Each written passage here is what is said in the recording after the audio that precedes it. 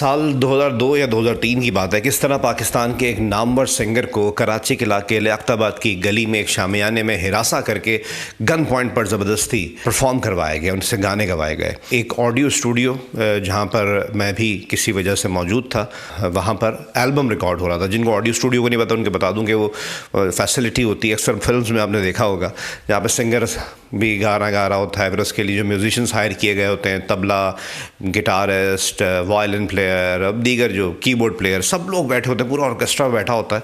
और वो कराची के बनी स्टूडियो में रिकॉर्डिंग हो रही थी और वो जो सिंगर थे वो भी बैठे हुए थे। दो चीफ इंजीनियर्स थे, मैं उनके साथ खड़ा हुआ था। मैं वहाँ पे, मुझे शौक़ था तो मैं कॉलेज के बाद वहाँ सीखने जाया करता था, तो मैं चीफ इंजीनियर्स के साथ खड़ा हुआ। बैक साइड पर वो सिंगर साहब फ़िलहाल बैठ के सारा म्यूज़िक रिकॉर्ड होते हुए कंपोजिशन वगैरह समझ रहे थे। वहाँ दो शिफ्ट हुआ करती थी, 11 to 8 और 11 to 7, और फिर शाम 7 से रात 3, शाम 7 से रात 3 वाली शिफ्ट थी।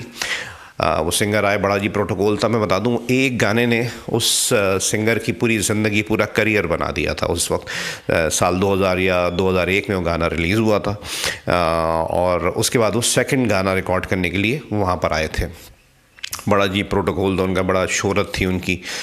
तो हमने एकदम मुड़ के देखा तो वो दिल पकड़ के बैठे हुए ना, पीछे सोफ़ा रखा हुआ था। तो जो चीफ़ इंजीनियर थे उन्होंने पूछा कि भाई क्या हुआ यार? तो कह रहे यार कुछ नहीं यार, बस हमने ना पता नहीं तबीयत ख़राब हो रही है, यंग आदमी है, क्या हुआ? कहता है कि यार मैंने ना वो कहीं परफॉर्म करने से मना कर दिया, मुझे धमकियां दे रहे हैं। तो कह रहे हुआ क्या? कह रहा है यार आपका कराची, अच्छा वो खैबर पख्तूनख्वा से उस गाने की मशहूरी के बाद कराची शिफ्ट हुए थे, नए नए कराची आए थे। कराची के कल्चर का उनको अंदाज़ा नहीं था। उस ज़माने में तो और ख़तरनाक कल्चर था, वो ज़रा भाई लोगों वाला जो कल्चर था ना। उन्होंने बोला कि भाई मुझे बोला गया कि एक शहीद हैं, उनकी ये बच्चों का अकीक़े का फंक्शन है लियाकताबाद की वो जगह है जी, 10 नंबर में, लियाकताबाद 10 नंबर पे फर्नीचर मार्केट की बैक साइड पे वो MQM हकीकी का कोई इलाका है, वहाँ जाके आपने परफॉर्म करना है। तो यार मैं जाके मैं लियाकताबाद की गली में परफॉर्म करूँगा? वाकई में बहुत बड़ा नाम था और मुश्किल ही था कि वो अगर वैसे आप बुलाते तो वो जाते। कहने लगे कि यार मुझे फ़ोन आया है, और वो कहते हैं तो मैंने मना कर दिया। तो अब मुझे वाइट हाउस से फ़ोन आया। अच्छा, जिन लोगों को नहीं पता ना वाइट हाउस कराची में किसे कहते थे, एक MQM थी, एक MQM हकीकी। 1992 में MQM हकीकी बनी थी। तो बहरहाल मैं आपको 2002 का किस्सा बता रहा हूँ ये।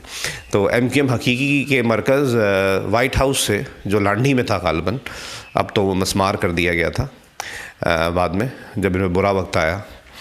तो वहाँ से मुझे फ़ोन आया कि जी आपने परफॉर्म करना है। मैंने मना कर दिया, मैं समझा नहीं बात को, मुझे नहीं पता था यार क्या चक्कर है, और अब मुझे ना धमकी मिली है। तो कह रहे यार मैंने तो, मुझे पता नहीं था ये वो लोग हैं, मैंने तो ऐसे ही मना कर दिया था। अच्छा, उस ज़माने में वो जो आर्टिस्ट थे वो कराची में आके मलिर खोखरा बार में रह रहे थे, जो सिंगर थे जिनकी मैं बात कर रहा हूँ। तो कह रहे हैं यार मैंने तो पिछली दफ़ा ईद पे खाल देने से मना कर दिया था, मुझे पता ही नहीं था कराची में खाल कल्चर क्या है। हकीकी की जो MQM वालों को ही देनी होती है, कुर्बानी की जो खाल होती है। मैंने मना कर दिया तो मेरे क्लाशिनकोफ लेके मेरे घर में घुस गए थे। मुझे क्या पता था ये लोग हैं, मैं तो चुपचाप चला जाता। बहुत अच्छा और शरीफ, मैं कहता हूँ मेहनत करने वाला सिंगर था। वो मंजर देख के ना मेरा दिल दुख रहा था कि यार कराची को कैसे बदनाम किया जा रहा है, कि एक आर्टिस्ट के साथ कराची वाले क्या बिहेव कर रहे हैं। बहरहाल जी पता लगा कि चुन्ने भाई हैं, और चुन्ने भाई ने फ़ोन किया था या करवाया था। अब ये चुन्ने भाई को ढूंढते फिर रहे हैं फ़ोन करके ना कि भाई मैं आ जाता हूँ। अच्छा, उसी रात का फंक्शन भी था। तो हम जो कराची के थे, तो हमने बोला भाई ये फंक्शन मिस मत करना, वरना फिर बहुत कुछ मिस कर जाओगे, किसी भी तरीके से चले जाओ। तो अब वो वाइट हाउस में जो MQM हकीकी का मरकज़ था, वहाँ पे फ़ोन कर रहे हैं। वहाँ ख़बर पहले पहुँच गई थी, इनका फ़ोन रिसीव कर रहा और मुतल्लिका शख्स से कोई बात नहीं करवा रहा था, जो थे चुन्ने भाई। अच्छा जी, और परेशान। वो कह रहा है भाई मुझसे गलती हो गई है, मैं माफ़ी चाहता हूँ, मुझे परफॉर्म करना है, कहाँ जाना है मुझे बता दे, एड्रेस बता दे, मैं चला जाऊँगा, मुझे कोई ले ले। अच्छा जी, काफ़ी देर इनको तंग किया गया और उसके बाद चुन्ने भाई का फ़ोन आ गया। चुन्ने भाई ने बोला अच्छा, खैर उनकी भी इंसानियत मैं कहूँगा। देखें, जो अच्छा एस्पेक्ट है वो भी बताना चाहिए, बुरा भी बताना चाहिए।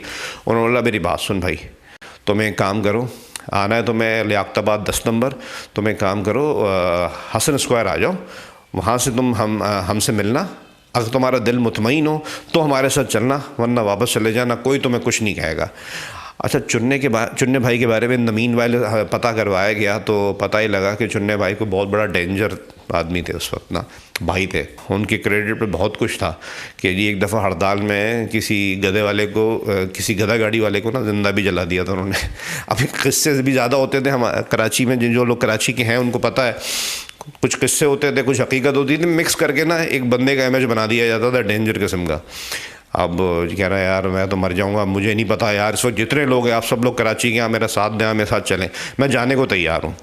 हमने बोला भाई इस कल्चर को आप समझते हो, ये क्या होता है? आप इस शहर के नहीं हो, आपको नहीं पता। ये होता है कि आप लड़के लेकर आए हो, यानी आप लौंडे ले आए हो लड़ने के लिए। कह रहा नहीं भाई मुझे नहीं पता, मुझे मार देंगे वो लोग, अरे और वो मेरे घर वैसे भी मलिर खोखरा बार में घुस चुके हैं एक दफ़ा। गाने की रिकॉर्डिंग है तो गई भाड़ में। उन्होंने बोला यार तमाम लोग, मेरी एक गाड़ी है, एक गाड़ी चीफ इंजीनियर की थी और 2-3 मोटर बाइक्स थी, उन सब पे तमाम म्यूजिशंस इंक्लूडिंग मुझे भी जाना पड़ा भाई, वहाँ खड़े हुए थे, वहाँ पे जो चीफ इंजीनियर थे, कहते चल चल आ जा। तो हम तो कराची के थे, हमारे तो चेहरों पे डिस्ट्रिक्ट सेंट्रल की मोहर लगी हुई है, वैसी कुछ बताने की ज़रूरत नहीं थी। हसन स्क्वायर पहुँचे। हसन स्क्वायर पहुँच के अच्छा इन्होंने क्या किया, गाड़ी खड़ी की, फ़ोन पे राब्ते में थे। अच्छा उस ज़माने में हसन स्क्वायर पे चौरंगी हुआ करती थी, ये ओवरहेड नहीं था, तो चौरंगी होती थी। तो हम जो लियाकताबाद जाने वाला टर्न है ना हसन स्क्वायर से, वहाँ खड़े हो गए। उन्होंने वहीं बुलाया था, वहाँ खड़े होकर वहाँ जी चुन्ने भाई को फ़ोन किया। चुन्ने भाई ने इनको ज़रा बुरा भला कहा, कह रहा है यार तुम हमें क्या चाहते हो, सामने रेंजर्स की मोबाइल खड़ी हुई और तुम वहीं खड़े हो गए। हमने देखा वाकई खड़ी हुई थी। अच्छा इसने बोला थोड़ा आगे, जो गरीबाबाद की तरफ रोड जा रहा है ना, थोड़ा उस तरफ आके खड़े हो। वहाँ आके खड़े हो गए। अच्छा इसने बोला मेरी गाड़ी के साथ गाड़ी लगाना, यानी कि पहले मेरी गाड़ी लगेगी फिर आप लोग अपनी गाड़ी लगाए। उसको उस ज़माने में कराची में होता था जी, वो बर्स्ट मारते हुए चले गए गाड़ी पे ना, तो उनके दिमाग में वो चीज़ थी, चलो भाई इनकी प्रोटेक्शन के लिए लगा लिया। हमें पता था कोई इतना बड़ा इशू नहीं है, वो सिर्फ इसको ज़रा अंडर प्रेशर ले रहे थे। मान तो गया था ये। चुन्ने भाई की गाड़ी वहाँ पहले ही पार्क थी। अब चुन्ने भाई निकल के आए, हम सब लोग भी उतरे ना, हमें तो पता था किस बॉडी लैंग्वेज में उतरना है, ज़रा सी ना मुफलिसी वाली, ज़रा सी ना अंडर प्रेशर वाली, तो हम लोग तो वैसे ही उतरे, ये भी बेचारे वैसे ही उतरे। अच्छा ये जो आर्टिस्ट है, इनकी हाइट ज़्यादा नहीं है, नाम मैं नहीं ले रहा क्योंकि देखें बुरी बात है, मैं समझता हूँ ये चीज़ जो हुई ये नहीं होनी चाहिए थी। हमें आर्टिस्ट क्या हाथ जोड़ के उनकी कदर करनी चाहिए, उनकी इज़्ज़त करनी चाहिए, और वाकई में क्या सुरीला इंसान था। तो चुन्ने भाई को देखा तो चुन्ने भाई सामने से आ रहे हैं, 12 आदमी, और कोई मैं कहता हूँ 5 फुट 3 इंच 5 फुट 4 इंच उनका कद था। उनके साथ अच्छा वो तो बेचारे ऐसे नॉर्मल से थे, और वो हम मुस्कुराते हुए आ रहे हैं ना कि अबे यार तुम क्या हो गया तुम्हें। उनके साथ कोई 3-4 बंदे थे, वो थे कोई 6-6 फुट के, और उस ज़माने में मैंने पहली बार रिवॉल्वर्स देखी ना, वो रिवॉल्वर्स उनके लगी नहीं, और वो बोल रहे हो भाई तुम मुतमईन हो, कोई टेंशन तो नहीं है, सिर्फ परफॉर्म करना है यार। वो यतीम बच्चे हैं हमारे, शहीद के बच्चे, हमारे कारकुन जो मर जाते थे इनके, उनको ये लोग शहीद कहते थे। तो कह रहे जी उनके बच्चे हैं, उनका हकीका है, उनकी ख्वाहिश है कि आप परफॉर्म करो, अगर आप मुतमईन हो तो चलो। उन्होंने सीधी बात है ऑप्शन रखा, नहीं मुतमईन हो तो तुम्हें यहाँ और तुम्हारी रिहाइश का जहाँ तो मलिर खोखराबाद जिसका तुम डर रहे हो, कोई कुछ नहीं कहेगा। तो कह रहा नहीं मैं चलूँगा। कह रहा अच्छा एक काम करो, हमारे यहाँ पे जैसे ही हम आए हम वांटेड हैं, और जैसे ही हम यहाँ पहुँचे हैं आगे ना पिकेट लग गई है पुलिस की, गरीबाबाद की से जो रास्ता जा रहा है लियाकताबाद की तरफ, जो कराची के हैं वो उस रास्ते को समझते हैं। अच्छा जी वहाँ तुम पिकेट लग गई है और हमें कवर देना पड़ेगा, तो तुम्हारी गाड़ियों में हम बैठेंगे, हमारी गाड़ियों में तुम बैठोगे, गाड़ी आइडेंटिफाई हो गई है जी। गाड़ी में बैठ के कर लिया जी, बहुत बड़ा रिस्क था। और कह रहा है ग्रीन बेल्ट के साथ लगा के, यानी कि बिल्कुल फास्टेस्ट लेन के साथ लगा के स्पीड में जाना है, पुलिस वाले रोके तो मत रुकना। वही हुआ, पुलिस वाले खड़े हुए थे वहाँ पे, और फास्टेस्ट लेन से लगा के मैं सर ही नीचे कर लिया था कि भैया पुलिस वालों ने फायरिंग की, और खैर वो गाड़ी किसी तरह आइडेंटिफाई नहीं हुई, वो गाड़ियों को रोक रहे थे। किस्मत थी कि अली गाड़ी नहीं रोकी, या पता नहीं क्या सेटिंग थी वो, या नहीं थी, या वाकई में कुछ मसला था। पहुँचे जी वहाँ पे, जहाँ पे लियाकताबाद फर्नीचर मार्केट के पीछे, वैसे तो एरिया MQM का था, लेकिन लियाकताबाद फर्नीचर मार्केट के पीछे कुछ गलियाँ MQM हकीकी थी, वहाँ पर शामियाना लगा हुआ था। वहाँ ये पहुँचे, जैसे ही पहुँचे तो वहाँ जो लड़के थे वहाँ चीखना चिल्लाना शुरू कर दिया, आज साले को निस्वार खिलाते हैं, नखरे कर रहा था, नहीं आ रहा था, ये वो पता कराची में कोई पंजाबी और पठानों को दबाने का कल्चर था। अब हम भी उनके साथ साथ, हमारी भी नज़रें नीचे कि हमें भी मार पड़ेगी, तो खैर मार तो नहीं पड़ी, बड़ा इज्जत दी गई। यदि ये हो ही रही थी तो चुन्ने भाई जो थे वो आए, कह रहा किसी की आवाज़ नहीं निकलनी चाहिए। अपने लड़कों को उन्होंने खामोश कराया, कोई आवाज़ नहीं निकालेगा, इनकी जो एक बहरहाल तो फिर उन साहब को बोला जाइए आप स्टेज पे, और तालियां वालियाँ बज गई, बच्चे खुश हो गए। वाकई में देख के बड़ा अच्छा लगा। ये वो बच्चे थे शायद उन्होंने ज़िंदगी में सोचा भी नहीं होगा कि इतना बड़ा आर्टिस्ट आके उनके अक़ीक़े में परफॉर्म करेगा।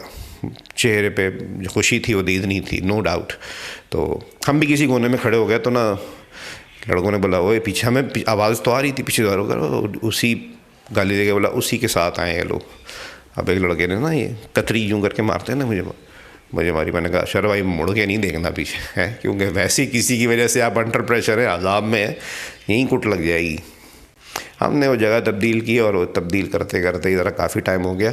अब वो परफॉर्म किया, उनका जो एक गाना जो हिट हुआ था उन्होंने परफॉर्म किया, और परफॉर्म करने के बाद वो इस स्टेज से नीचे उतरने लगे। इन द मीन वाइल एक शख्स जो चुन्ने भाई की सिक्योरिटी पे मैं 1000 स्क्वायर में मिला था, जो बता रहा हूँ 6 फुट का था, रिवॉल्वर लगी थी, वो नशे में था, या उसने उसी वक्त पी ली थी या ज़्यादा पी ली थी। अब वो स्टेज की सीढ़ियों में बैठ गया।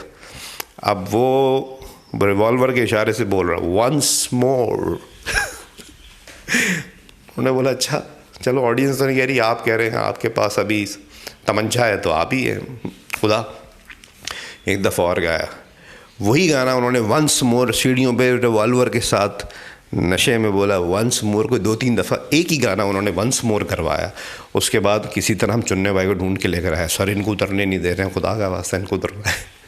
तो चुन्ने भाई ने वो जो वंस मोर वाले तमंचे वाले साहब थे उनको सीढ़ियों से उठाया, चलो टोए, और उसको उठाया, और वो साहब जो सिंगर थे वो सीढ़ियों से नीचे उतरे। चुन्ने भाई ने उतरते ही उनके हाथ में, उस ज़माने में मैं कहता हूँ अच्छी बुरी बात, ये वाकई में अच्छा बुरा एलिमेंट मिक्स है, 25,000 रुपये हाथ में रखे उनके उस आर्टिस्ट के कि हमारी तरफ से आप आ नहीं रहे थे, आप आ गए, आपकी मेहरबानी, और ये पैसे आपका हक बनता है। 25,000 रुपये उस वक्त अच्छी पेमेंट थी।